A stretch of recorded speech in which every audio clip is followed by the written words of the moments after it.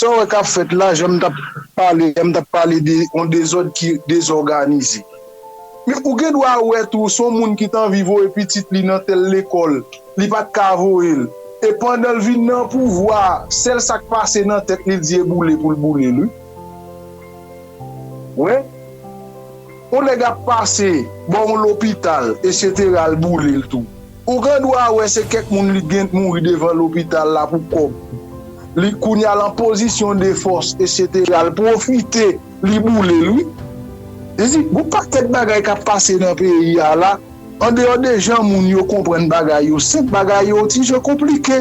Nèg la passé bon faculté, elle dit non faculté ça me devle vinn composer, ka des journée jodi a m'gon gros am nan même côté m ka pas entrer. On met di fait là-dedans. Ça veut dire par rapport avec système d'inégalité à fonctionne dans le pays là, moun yo plus construit raissement.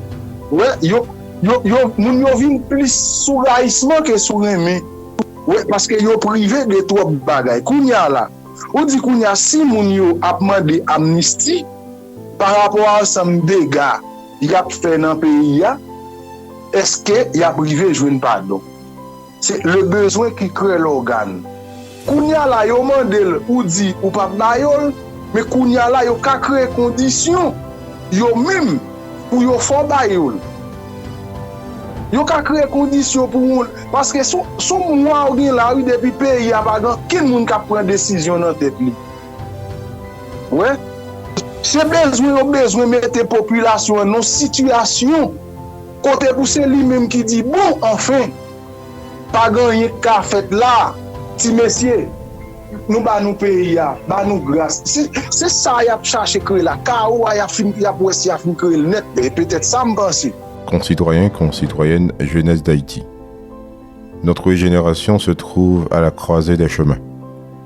Nous devons déterminer le prix de la paix et les sacrifices que nous sommes prêts à consentir pour l'obtenir. Il est manifeste que la classe politique actuelle a échoué.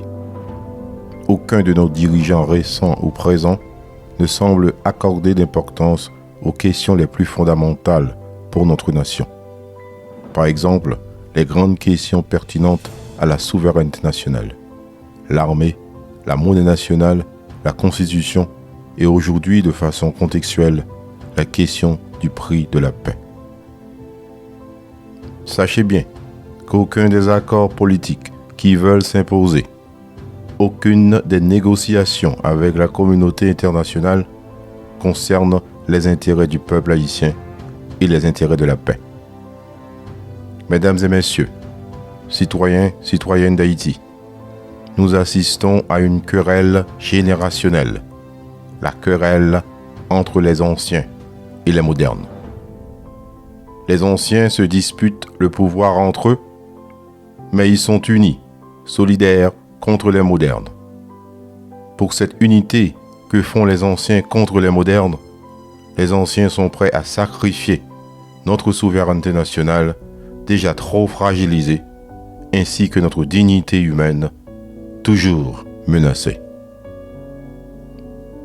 Jeunesse d'Haïti, jeunes et futurs leaders de mon pays, si nous aspirons à faire mieux que nos aînés, à réaliser des progrès, nous devons commencer par poser les bonnes questions, des questions difficiles mais cruciales pour la survie de notre nation. Par exemple, la rédemption des anciens criminels est-elle un coût nécessaire pour parvenir à l'harmonie nationale? Dans l'affirmative, qui parmi les hommes forts actuels, passés ou recyclés, méritent d'être rachetés? Quelles actions spécifiques doivent-ils entreprendre pour mériter un tel sursis sociétal? Que faire de tous ces criminels qui ont siégé au Parlement, dans nos tribunaux, voire à la présidence? Devrions-nous négocier avec certains et punir les autres? Devrions-nous les punir tous? Que faire de ces criminels des médias ou de l'élite des affaires? Il s'agit d'une conversation extrêmement importante qui ne peut être ni négligée ni éludée. J'appelle la jeunesse d'Haïti, les générations futures de leaders à oser poser ces questions, car leurs réponses déterminent si nous bâtissons une Haïti juste et équitable.